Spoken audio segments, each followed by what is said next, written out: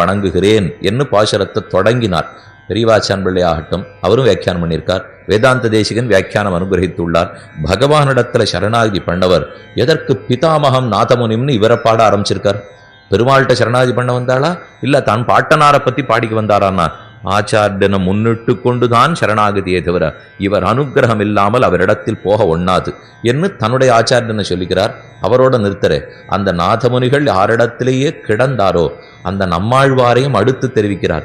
மாதா பிதா யுவதயஸ்தனையாக விபூதி சர்வம் எதேவ நியமேன மதன்வயானாம் ஆத்தியஸ்தன குலபதேர் வகுலாபிராமம் ஸ்ரீமத்ததங்கரியுகுலம் பிரணமாமி மூர்த்தனா. மாதா பிதா யுவதயः தனயாः விபூதிः சர்வம் எதேவ நியமேன மத அன்வயானாம். ஆழ்வாரே மாதா, ஆழ்வாரே பிதா, ஆழ்வாரே மனைவி, ஆழ்வாரே மக்கள், ஆழ்வாரே செல்வம் என்ன அனைத்தும் ஆழ்வார்தான் அடுத்த ஸ்லோகத்தாலே தெரிவிக்கிறார். அப்ப நாதமுனிகளை பற்றி ஆழ்வாரை பற்றி அப்புறம் பகவதாசிரியனம்ங்கிற முறை மாறாம இருக்கு பாருங்க. ஏன்னா ஆச்சாரியன் மூலமாக சென்றால் தான் பெருமான் திருக்கதவை நீக்குகிறார். ஏன் நேர போகிறது கூடாதான்னா பெருமாள்கிட்ட நேர போனா அது ஒரு மாதிரி, ஆச்சாரியன் மூலமா போனா இன்னொரு மாதிரி. இது ரொம்ப சுலபமான வழி.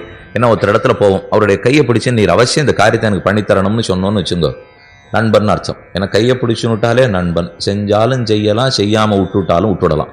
நேர போனா அவர் எதிரே பார்க்கல, தடால்னு கீழே விழுந்தோம், காலை கட்டியா பிடிச்சிருந்தோம். சுவாமி அப்படியே ஒரு பிரார்த்தனை செய்யறேன்னு சுவாமி சொல்லணும்.